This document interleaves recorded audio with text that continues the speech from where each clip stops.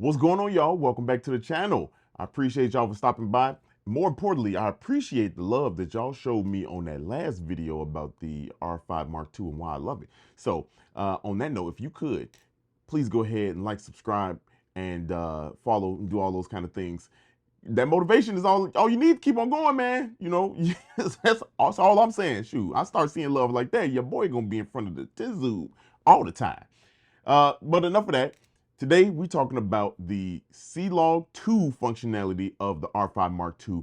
Real world footage. I had a lot of opportunity this past week to kind of get some footage. Particularly, I had one event that really was low lighting, but had a lot of opportunity so I can kind of see, you know, different things of the camera. So that's what we're talking about. But disclaimer, I know I seem a little bit closer than my last video. I'm testing something out.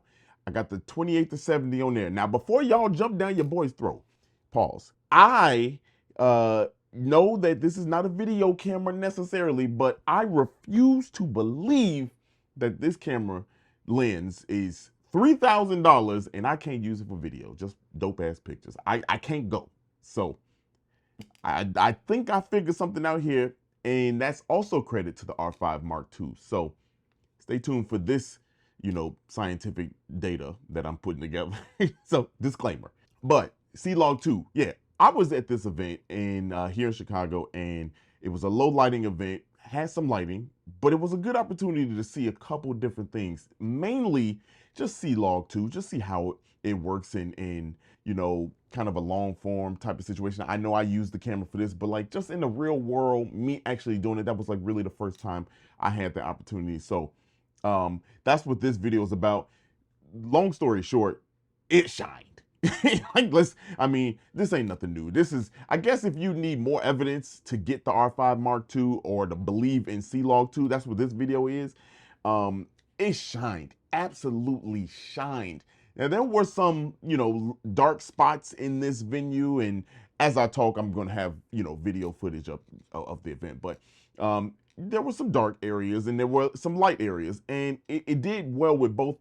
I'm not saying it is 100% no grain, a little bit of grain, but I think it works for the video that I'm going to put together for, you know, the event. So not bad there. And even, you know, just quick glance, somebody be like, yo, this is dope footage. You know what I mean? Like, it's pretty good. So I did want to say that it is very, very good. You can see that a lot of the details, you can see a lot of detail, even in the dark areas when I was, you know, taking photos and videos of the stage area. That was well lit. But then the shadows, the people kind of watching as I do like some of the pan shots, man, it really held up really well. The one part that really like stuck out to me that was just absolutely amazing was the DJ was set up in perhaps the darkest part of the room. And he held it down very well. First of all, the music was on point. Second of all, the camera really did do well. I remember looking back through the viewfinder and saying to myself, yo, this looks good, because I was actually worried. And the reason why I was worried, and this is really I don't want to say negative, but just something to know if you got the camera, if you're looking to get the camera. The screen, and I had the waveform up. The waveform looked like it bottomed out at, you know, in the dark area. And so as I was like taking this footage, I literally said to myself, well, it's either gonna be bad footage, I can't use it all, or it's gonna turn out okay. And look, I gambled there because like this was client work, but also I had shot enough where I could like kind of skate by. You know what I mean? Like I could put some other stuff together. But I was looking at the screen, and it's hard to tell that if am I like too dark or underexposed, or what's going on here. And if I like look real closely at the screen, you can see that I had just a little bit of, you know, space between them, which means I wasn't completely lost. And that was the only thing that was kind of like, damn, I can't really tell, because it was like the screen is, you know, the flat profile of the CLog2 on there is like really flat.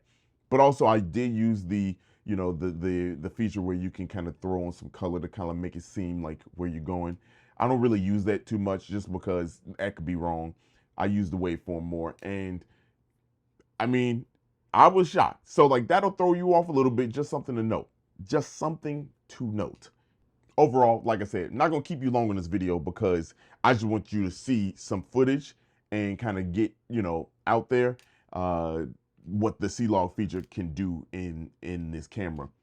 The other thing that I do want to talk about, and I'll probably talk about in another video, was the face recognition feature. I did program one person, the main person, the host, in this video for this event, and it was a little, I don't know, maybe a firmware update. Maybe I'm just tripping. It's something I'm not doing right, but it didn't always pick up his face, even though it was directly on him. The camera was directly pointed at him. It sometimes jumped around between subjects.